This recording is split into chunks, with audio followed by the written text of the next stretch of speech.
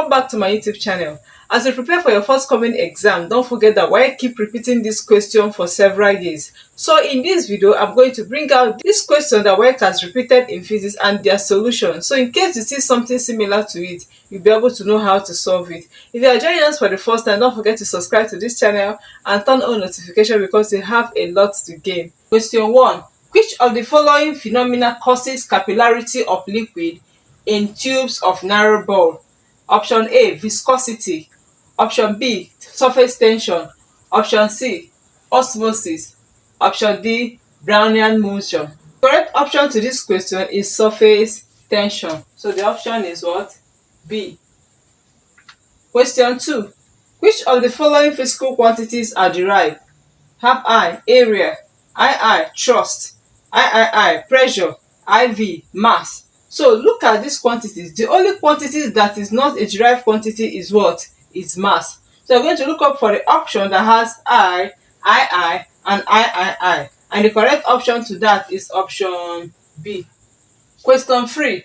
A block of volume 3 times 10 to the power of minus 5 meter cube and density 2.5 times 10 to the power of 3 kilogram per meter cube is suspended from a spring balance with 2/3 of its volume immersed in a liquid of density 900 kilogram per meter cube.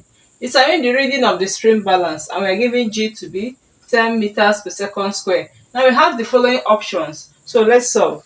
Now for us to solve this question, the question says a block of volume 3 times 10 to the power of minus 5 meter cube and it has density, okay? And for us to get the reading on the stream balance, that means we're going to find what? The upthrust. And what is upthrust? Upthrust is weight in air minus weight in what? In liquid. So we're going to find the weight in air of this particular block, okay? Then we're now going to find the weight of this block when it is in what? In liquid, and we subtract it together. That gives us the reading on the stream balance. I hope that is clear. So let's solve. The volume of this object is given as 3 times 10 to the power of what?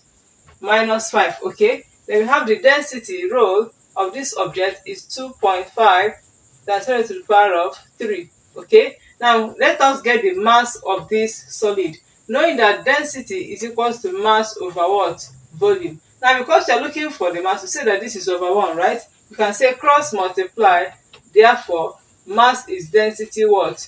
Volume, right? So what's my density? My density is 2.5 times 10 to the power of what? 3, okay? My volume is 3 times 10 to the power of minus 5, okay?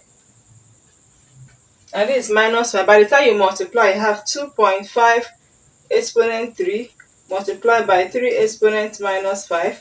So what do you have? I'm going to have what? I'm going to have 0.075 kilograms, okay? Now this is just the mass. Now for me to get the weight of this object, you know that the weight is equals what? Mg, right? So what is my m? I have this 0.075 times what? G is what? 10. I have G as 10. So what do I have? I have 0.75 newtons. So this is the weight of the object in air. Is that clear?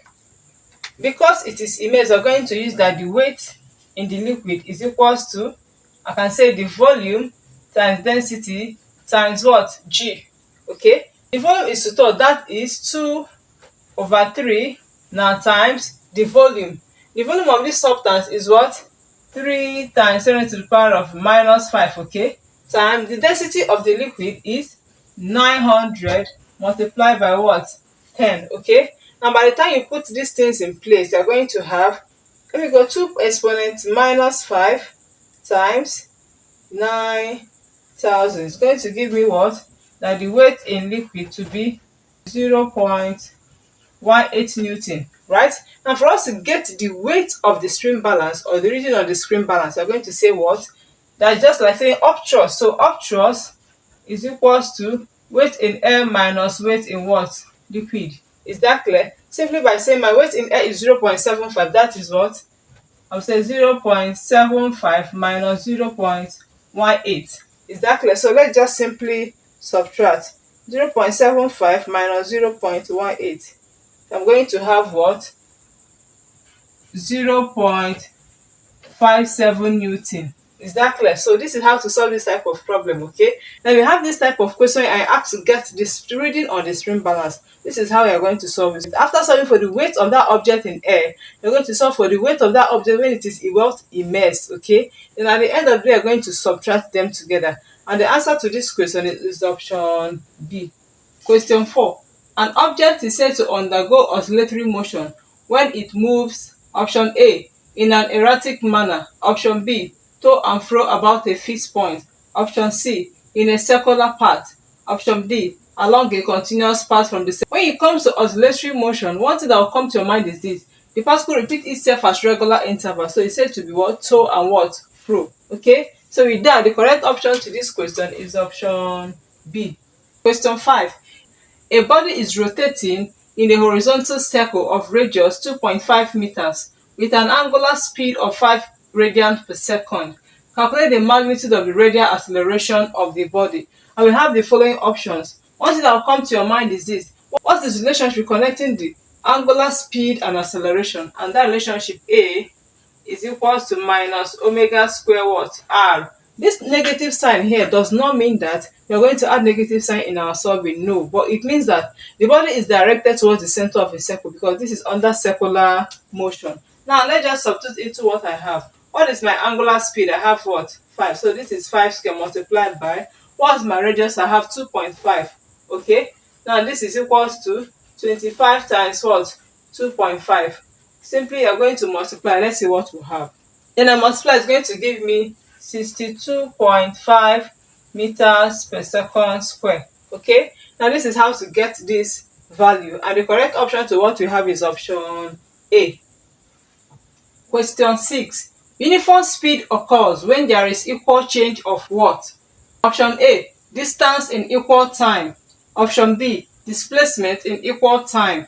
Option C, velocity in equal time. Option D, acceleration in equal time. So the answer is what? Option A, which is distance in equal time. Question 7. A car accelerates uniformly from rest at 5 meters per second square. Determine its speed after 10 seconds, and we have the following options. Now for us to solve, we must know that once a body starts from rest, automatically its initial velocity equals what? 0. Okay, and we are given acceleration A to be 5 meters per second what? Square, right? And we are asked to calculate the speed, that is the final what? Velocity, or the final speed. Then after time is what? 10 seconds. Now I'm going to use the equations of motion, which says that V is equals to U plus AT. Okay, so what's my U? My U is what? 0. So this is 0 plus my A is what? My A is 5 times what? 10. Okay, so it's going to give me what? 50 meters per second. Do we understand? So the correct option to this question is option A. Question 8. Which of the quantities is a vector? Option A, speed. Option B, distance. Option C, energy. Option D, momentum. Now the correct option to this question is momentum, because momentum is a vector quantity. That is option D. Question 9. Look at the diagram. The question says, the diagram above shows the speed time graph of a car. If the car covers a total distance of 600 meters in 25 seconds, calculate its maximum speed. And we have the following options. So what you are going to do is that we are looking for the maximum speed, and this is the maximum speed here, right? We are going to use the area of a trapezium, which is the total distance x is equals to half a plus b. I will say half ab plus oc bracket what? AE. Is that clear? So let me label this. I have, this is A, B, C, D, and what? E. Alright, so let's go. So this is x, which is the distance. In the question, it is given as 600. So this is 600 is equals to 1 over 2 bracket. What is my AB? My AB is this, you come down, okay? Now this is 20 minus 5. The difference is what? 15. So I have 15 plus, what is my OC? My OC is what? 25 minus 0. It's going to give me 25. So I have 25, okay? Now bracket bracket my AE, which is what I'm looking for. Let me just call it what? V.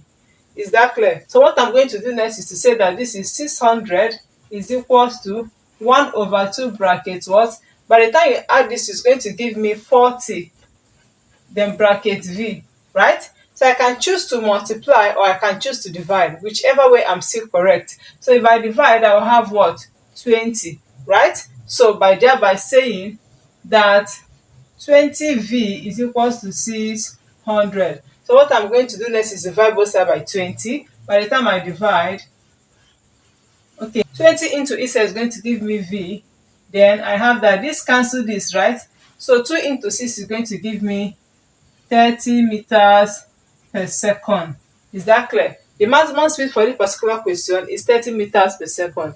And the correct option is option A. Question 10.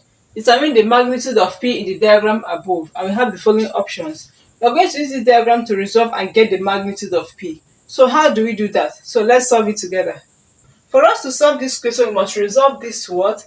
To the vertical component, okay? Now this will go this way. Okay? Now this becomes what? P. And vertical goes with sine. So this becomes P sine theta. Do you understand? So in other words, I'm going to redraw this diagram to see how we're going to resolve it. Now this is acting up. This becomes P sine 30 because theta is what? Sine 30. Now this is the fulcrum. Okay? Now this is the weight acting down. It has a force of what? 40 what? Newton. The distance from here to here is 30 centimeters. While this one is what? 20 centimeters. Do you understand? So you're going to use what? Clockwise moment equals anti-clockwise moment. So let's go.